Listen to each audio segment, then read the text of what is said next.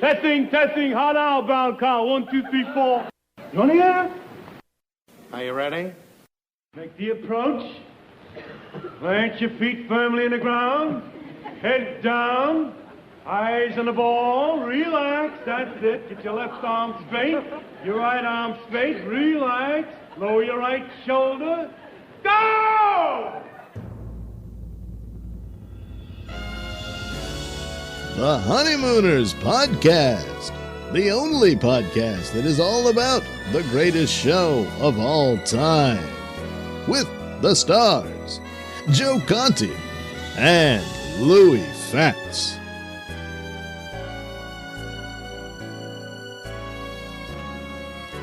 Welcome, fellow raccoons and members of the Women's Auxiliary. What's happening, all you Hurricanes, Bensonhurst Bombers, and all you Robert Hilliard Bradleys of the world? You are listening to the Honeymooners Podcast with me, Joe Conti, and my pal, Louis Fatts.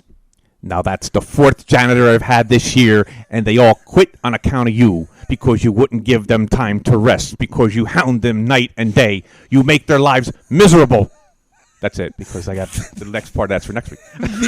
The only discussion-based podcast all about the greatest show of all time. We record in the Non-Productive studios at 328 Chauncey Street in Brooklyn, New York. Subscribe to the show wherever you get your podcast. And if you're on iTunes, give us a 5-star rating and leave a positive review because we'll read them. Yeah. Our home base, if you don't do the podcast thing, it's non-productive.com/honeymooners. You go right on there, and you can click on any episode you like to listen to.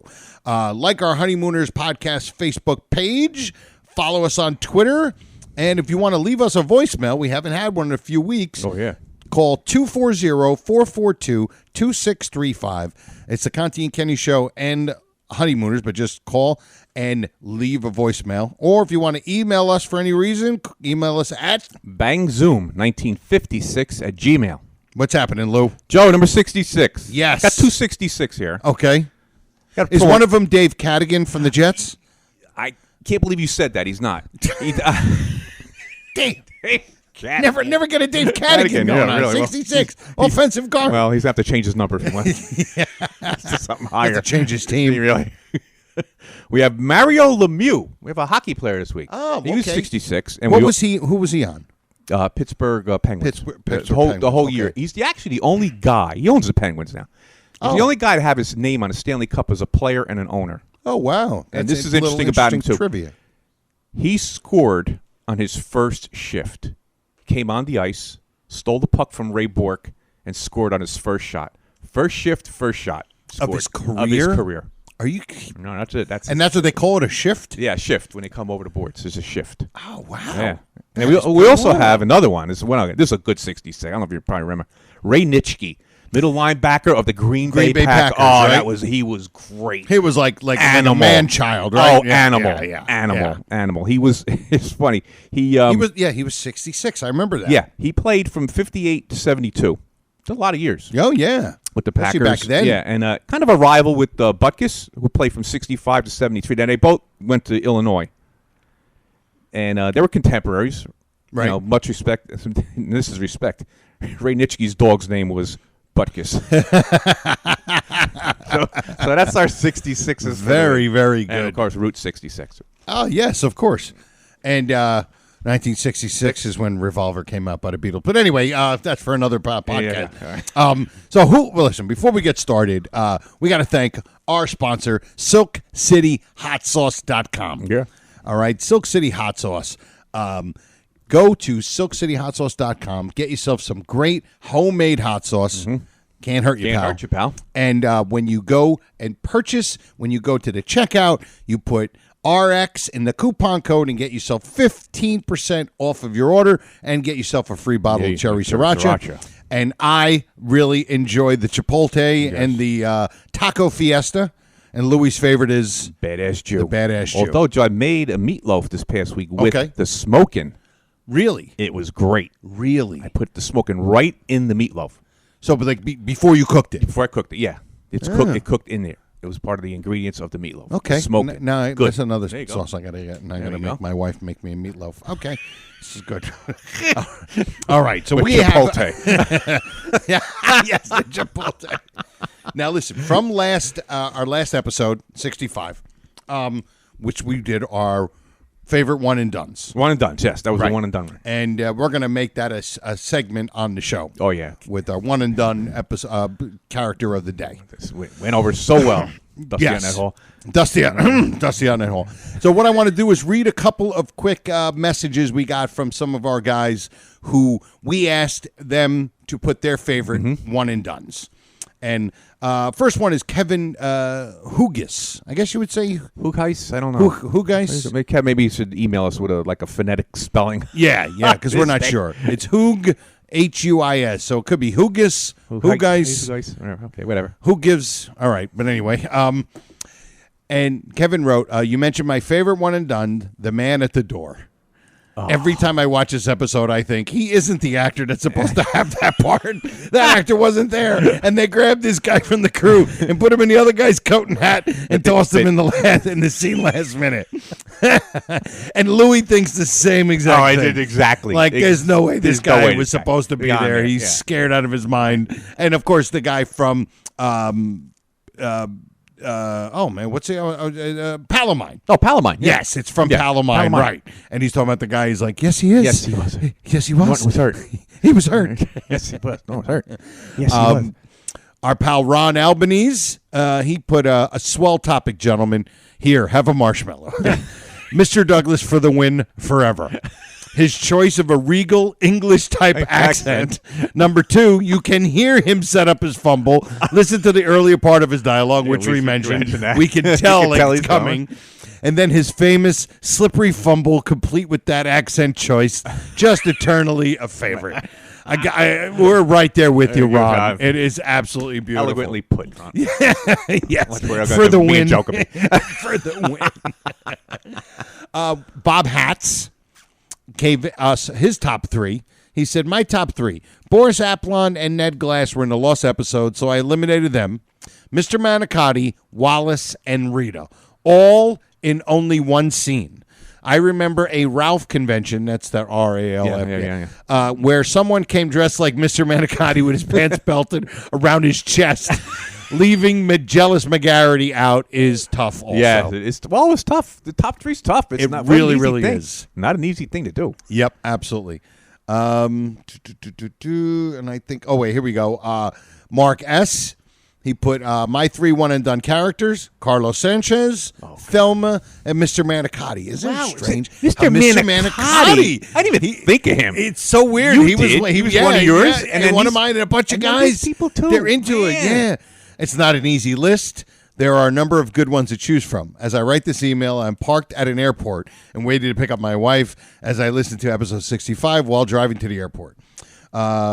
Another 55 Hall of... Oh, okay. Then he's talking about Chuck Noll, 65. But Mark put it up there. Yep. And you know what? We have to have a special segment for the Bibsters emails because they're so phenomenal. Yeah. Maybe we got to put them on our page. I don't know, but his email. No, this is Tony from Connecticut. Oh, you forgot Tony from Connecticut. Yeah, Tony from Connecticut. He told us to check out the Phil Silvers show. Yes.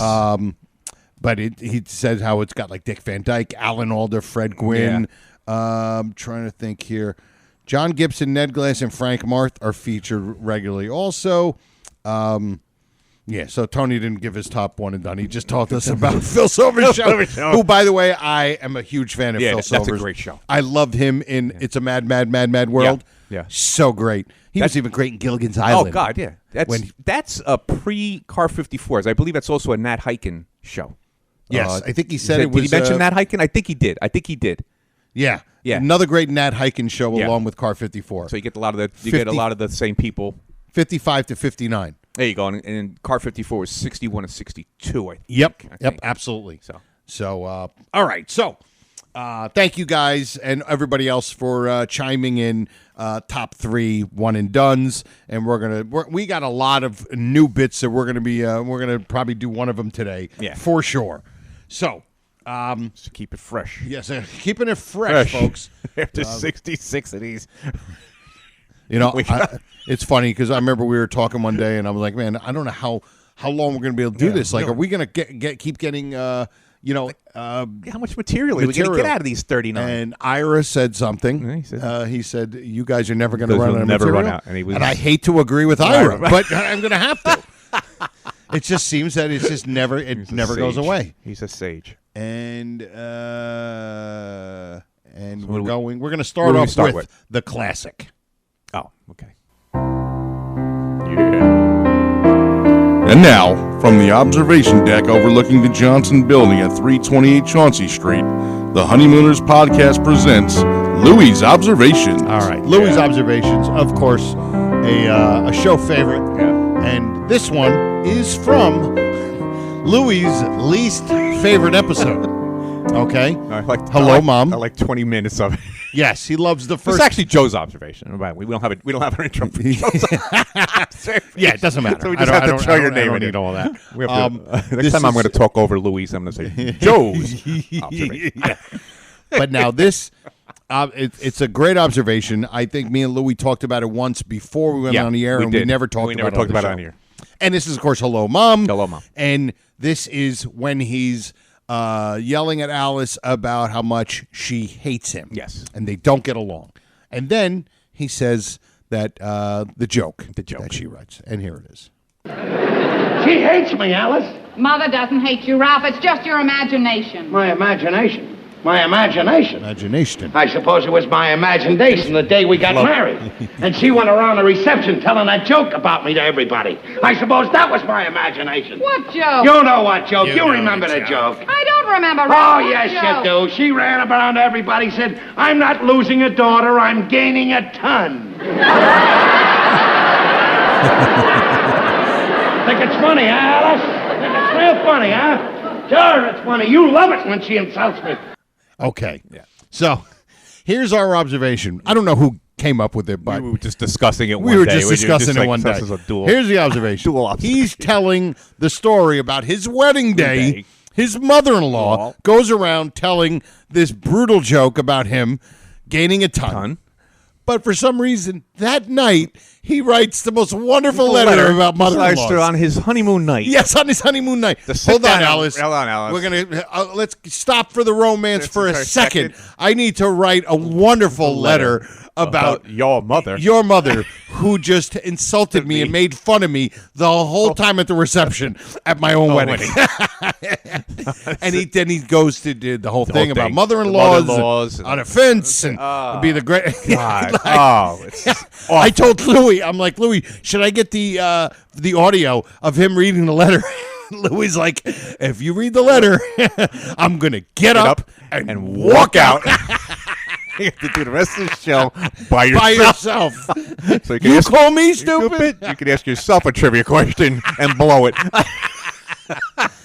Yeah, so I just thought it was a funny observation, and it's more of a timely thing. Like, why would you do that the same night? She's been insulting you. She basically ruined your reception wedding. That's all she had to do. The whole reception, go around telling a stupid joke. Yeah, about over and over. So every person at their wedding knew that joke. Joe, it's also that you reminded me of. We just mentioned Mr. Monicati with people's top three. Right. It's kind of like a little observation. When he comes down, he walks into this one-room apartment, basically, and says, "My wife, is she here?" She's here? No, where is she? In the icebox? She's in the closet trying to get Alice's brother's bottle of wine from her the and Alice are in the bedroom, pelting a few down. My wife, is she's here? She was. But left a few minutes ago. She left a few. Threw her out. Yeah. Threw her out. And where did she go? Yeah, where'd they go? Yeah, but they go. They went back. Finish their Mambas. Mr. Stevens. Anyway. But yeah, my wife. Cute. I love the observation, and it's more of a timely thing. But for him to write this letter, obviously, that he doesn't remember writing. Yeah, doesn't remember writing it. No, which I understand that was part of the game. Yeah, that's all part. Yeah, it's just the game. But it was just funny. Are you kidding me? Now you know why I turn it off before you read the letter. Now you know why. You are Ed Norton at Murder Strikes Out when it comes to Hello, Mom. I get up and walk out. Right before that thing. You call me stupid. You call me stupid. It makes no difference to all. I mean, no different at all. Makes no difference at all. Tall, he says. They go, no difference, tall. No Tall. difference at Does all. he say that? Yes, he makes mistakes. Oh, okay. All right. Well, that was our Louis' observation, and now we are going to do something we haven't done in a while, and Louis found this, and here it is.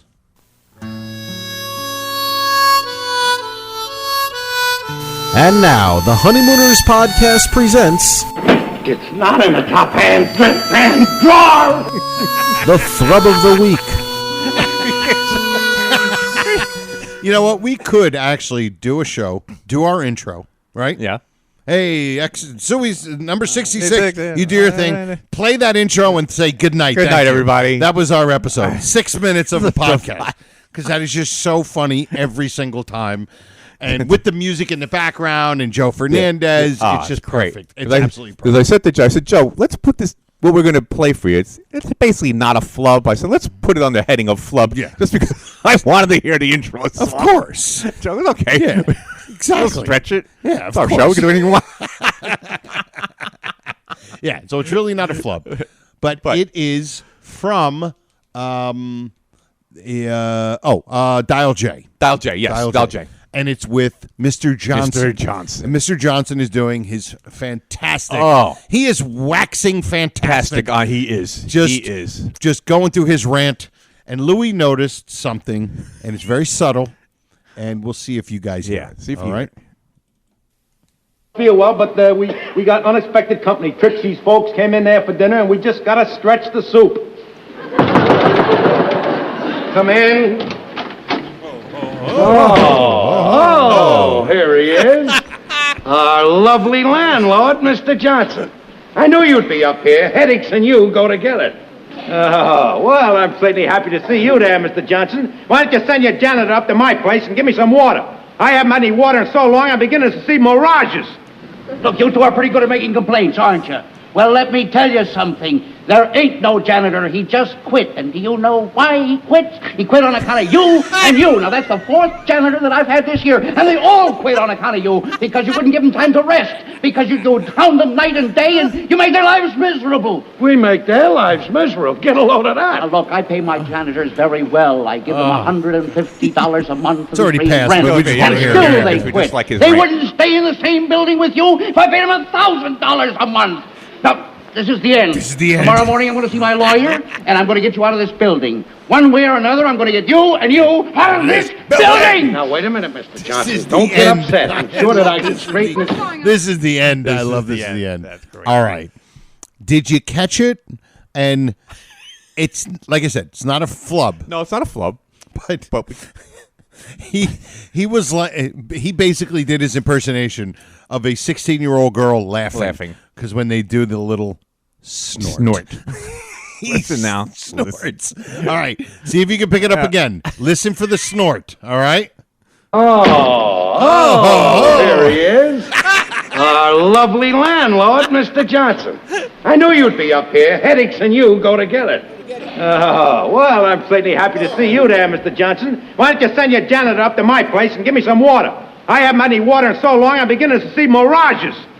Look, you two are pretty good at making complaints, aren't you?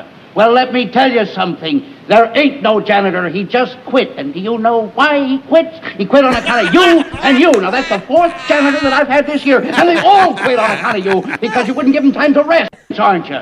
Well, let me tell you something. There ain't no janitor. He just quit. And do you know why he quit? He quit on account of you and you. Now, that's the fourth janitor that I've had this year, aren't you?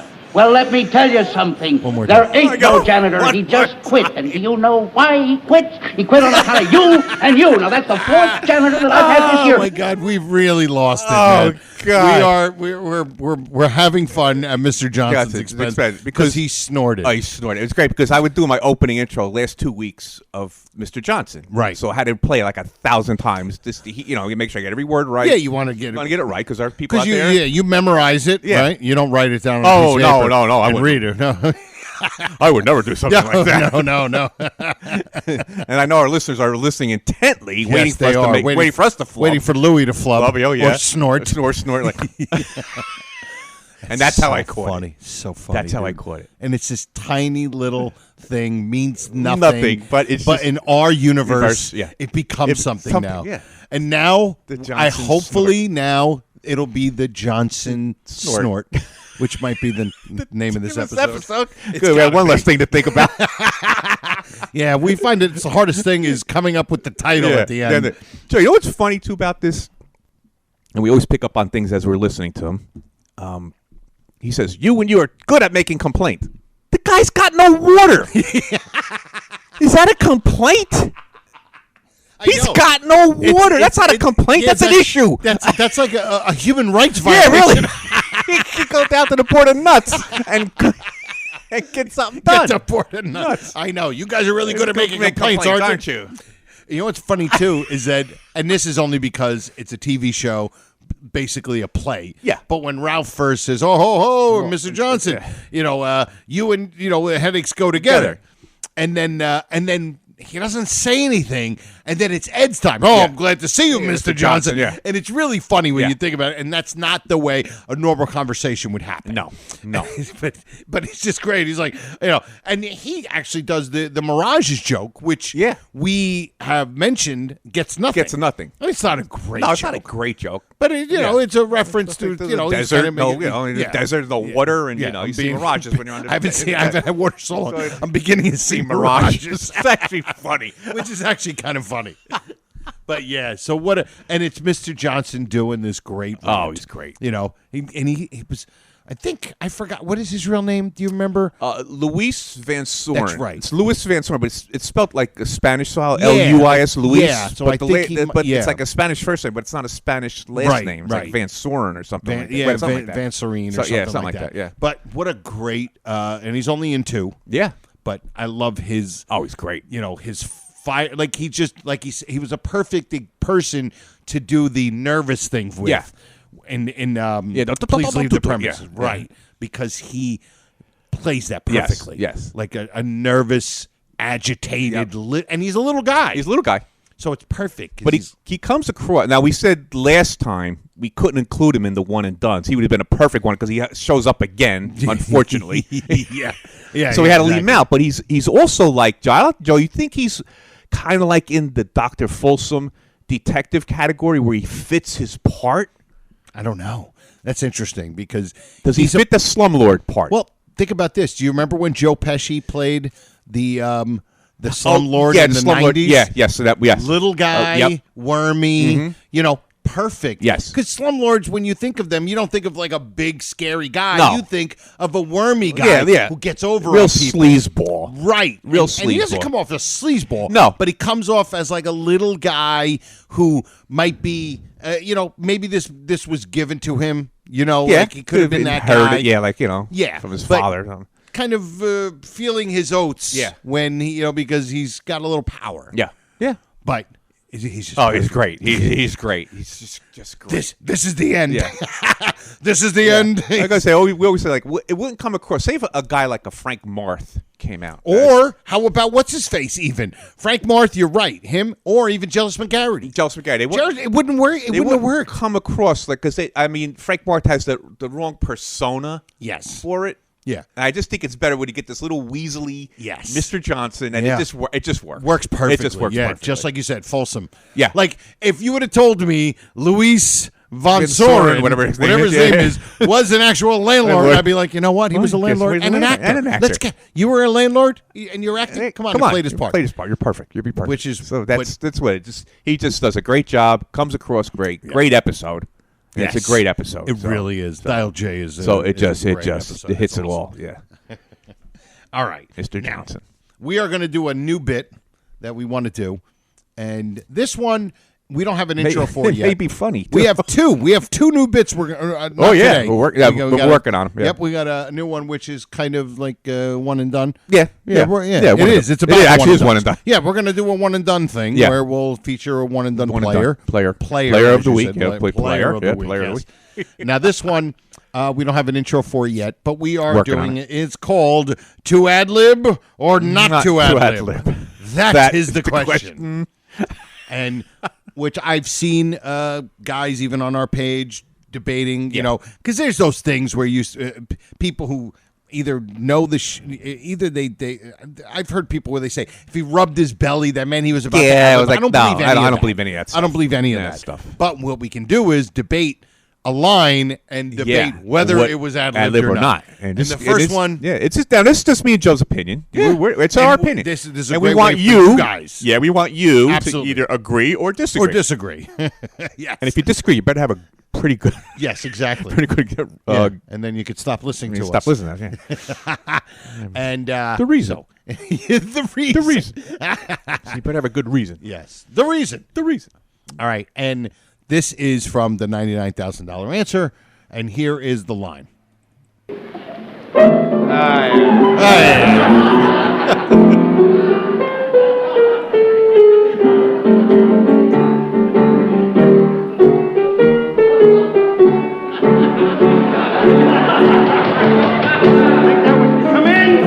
Come in! Oh, there he is, jealous McGarity. Why don't you shut up in here? You're driving everybody crazy. I'm not driving anybody crazy. You're just jealous, that's all. And do you know why you're jealous? Because you know that at this time tomorrow night, my picture will be on the front page of every newspaper in the country. Well, so will mine. For killing you. Great line. Great. Fantastic. Ralph. Hey, loudmouth, now you woke up my wife. So one of the storied heroes from last week, Mr. McGarity. McGarity, yes. Now we know that line killing him was not ad-libbed. No. That was written. That's written but at the end. Because you think a character is not going to have the cachet. To ad-lib. And of course, you could tell. It's I mean, they have to stick by Ralph the set script. it up. Yeah.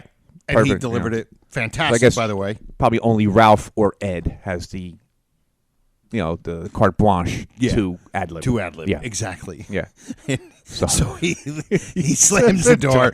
Alice comes out, and he's like, and he goes barreling over to the door. Now look what you did, loudmouth. You woke up my wife. We don't know. We don't know because notice, Joe, it's that pause when Alice comes out. Right. And he looks at her, and she says to him, Ralph, like she's supposed to say something to him. Right. And then, I don't know if something went off in his head, and he makes this line up. And it's the most brilliant line in the entire show. Yeah, I think it's even more brilliant than spearfishing. Spearfishing. Oh, Without yeah. a doubt. Oh, yeah. Yeah. Not even close. Not even close. This beats spearfishing by a mile. There you go. What do you say? How do you say? There you go, loudmouth. Now you woke up my wife. And it's the absurdity of it. Yes, because you're playing piano till 3 a.m. every night, but you slamming the door woke up my wife. Screaming and yelling with Norton. Well, and there's a party going on in my apartment. So that's what we think. We think that might have been an ad-lib. Might have. We're going to say might have. That's a good word. Yeah, might have been an ad-lib. We think it might have been an ad-lib. Either way, it's either a brilliant line written or a brilliant line thought of by the great one. Great one. I'm praying that it's an ad-lib because it's just so great. So awesome. The way he does it. You know what I'm saying? Can you imagine at that moment in time, in his brain, he went, oh, he woke up my wife. Right. Which is so ridiculous. Yeah. The notion that was what woke up his wife. Well, you got a guy playing piano in your living room, in the kitchen. What am I talking about? Screaming at him. You're screaming back and forth. Play the piano. Oh, my God. So we're under the consensus that it was an ad-lib. We hope it was. Yeah. So what say you people? You're yeah. never going to ever hear me say that again. But what do you guys think? Do you think it was an ad-lib? Not? Or not ad-lib? Of course, either email Louie. Right? Or go right on the Facebook page. Yeah. Or if you want to leave a voicemail. You can leave a voicemail. We're all right with the voicemails. 3 ways of doing it. Yeah, absolutely. Or just call Louie. His number is 973. Sorry. All right. 555. Bensonhurst 0 7741. 7741. You know what's funny, Joe, about talking about the one and dones. I just want to mention something that Brother Bibbs had mentioned to me in an email. Rita. Yes. He said that he thinks that Rita makes 2 other appearances. Right. One, she's dancing in the raccoon, the costume ball. The costume ball, right? I got to look for that. Yeah, now. and I looked, and I kind of, when you're trying to convince yourself that it, but I can't see I do that it. every day when I talk to my wife. Yeah, there you go. So you're good at that. So you're good at She that. really wants to stay with me. Yeah, so you're good at that. So you got practice. So I can't see it because I'm looking at Rita with that hair. Now I don't know if that's a wig that she's wearing as Rita. Right. And who knows what this woman is, and I don't know. And plus, she's probably not dressed. She wasn't No, dressed. she's dressed in that. She's the one with the hula get up on. Now I gotta look. Yeah. Right. And didn't he say one other? Yeah, I believe. Oh, the skating one, the roller skating one. The two girls go roller skating past when the scene opens up. Right. Two girls go roller skating. One goes roller skating, and another one comes out. One's a younger girl, the blonde, who I told him I think that blonde that goes to the coffee counter. The other one's a redhead with the fake, with the imitation rabbit. Such idiots. You just snorted like I just Johnson. You just Johnson. I just Johnson. So now the other girl that goes skating, I said that she's the other girl that, remember when Dick Prescott's on the street and there's two girls and they go giggle, by, and they giggle by, yeah. right? I think that's I think that's the blonde with the long, she has the long hair. May make sense. Yeah, you so, know, you got two. Yeah. Hey, you two girls. You played that. You played that. Well, too. you're gonna remember too. He used the June Taylor dancers. I heard about it because there's always a credit for them. Yeah, because he's married to Madeline Taylor, June's sister. Okay. And the June Taylor dancers were on his show, on his variety show. So they were always around. So anytime you see like that girl in the background, like probably one of them, like a pretty girl or whatever, leading them off the stage. They're probably. Yeah. I'm saying this is just me now. I'm saying that those are probably June Taylor dancers when he needed that extra girl. Right. Oh, okay. So that's just a thought. That's the brother Bibbs, of course, giving us Bibbs is always very cerebral. Yes, he's also smart. And he's a smart too. I'm smart, Mikey. I'm smart. Yes. All right. Well, listen, we're coming towards the end of the show, and we couldn't do the show without.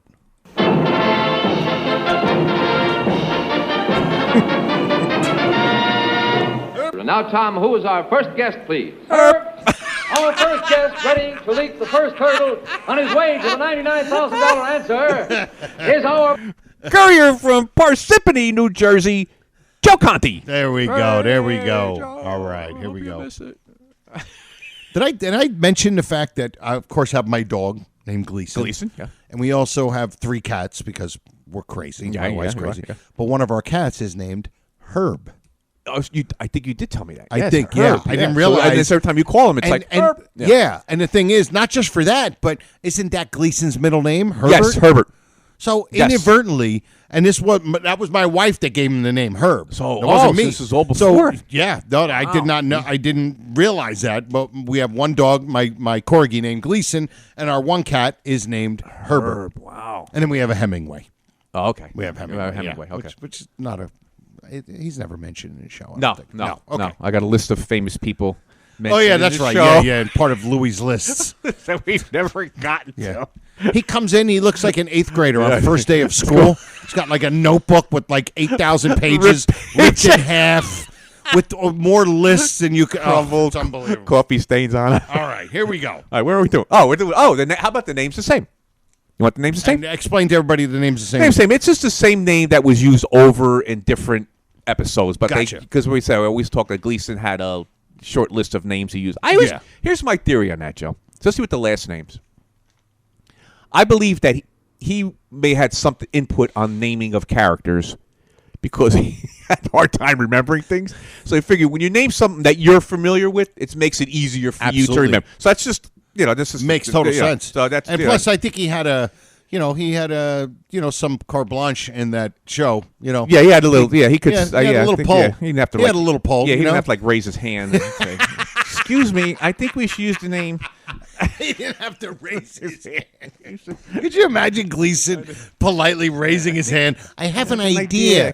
Turns into Stanley Saxon. Can we use the name Mueller? Like 12 times. All right, Joe. Here's your name's the same. Name's the same.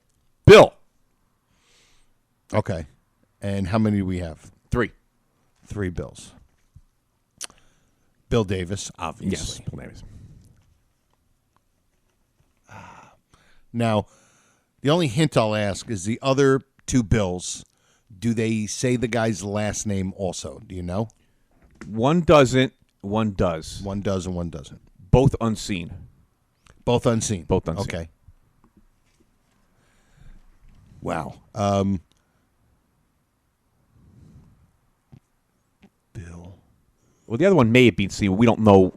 I'll explain it to you after. Okay. Yeah. Wow. How about for the one? Can you give me the episode? That'll help me. I'm drawing your favorite, Brother Ralph, Frank and George and Bill. There you go. Alice. Okay. Okay. Dang. Should have known that. And one more. And this one, did they mention his last name? Yes, that's the one he mentioned. This is one that's I got it. I'm gonna say it's the Andre. It's in that episode. I think it has to do with the party, the invitation list. Right.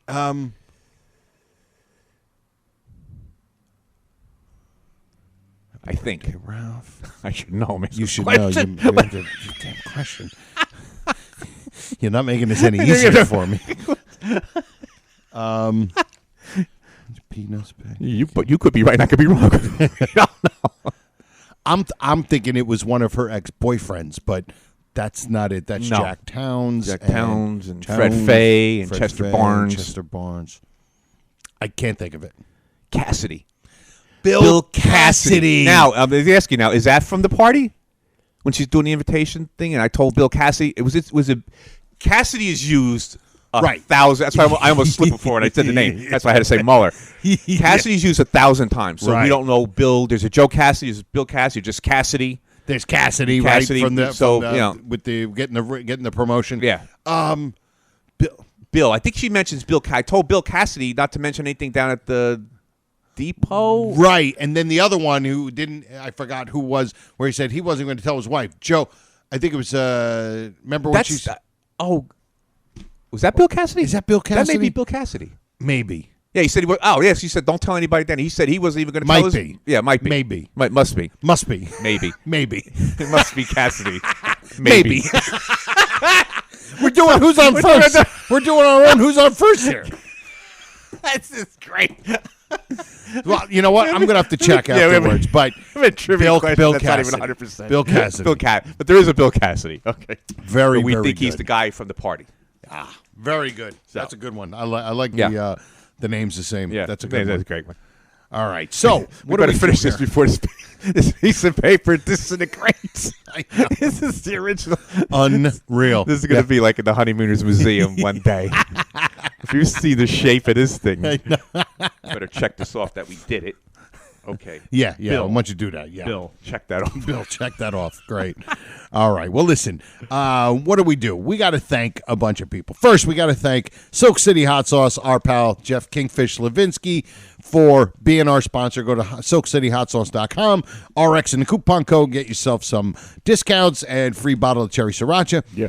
All of you guys who listen, email us, comment on Facebook, and some of you special pals, you know who you are, like Brother Bibbs, the Facebook group, the Honeymooners Raccoon Lodge. We can't thank them enough. Yeah, they've been great. Joy and Brother Norton for letting us promote on there. And my other show, which I'm waiting to, I got two other shows that are in waiting, my Conti and Kenny show, and then, of course, the No B-Sides podcast, the Beatles podcast that I'm going to start doing with my pal Johnny Watson. Guitar. Yes. Yeah. Guitar Watson. Yeah. Guitar Watson. That's what he always says is the worst thing because he's a comic. Whenever he Googles his name, just Johnny Watson, the guitarist, and 80 levels down comes up Johnny Watson, the comedian. So, and you can check out my 1-hour comedy CD called Happiness. You can download it anywhere you get music or comedy. If you want to purchase it and support me, that's great, but I think it's even free somewhere. And that's it. Episode 66. In the books. For me, Joe Conti, and Louis Fetz, we say we'll see you next time. E pluribus raccoonum. Night all.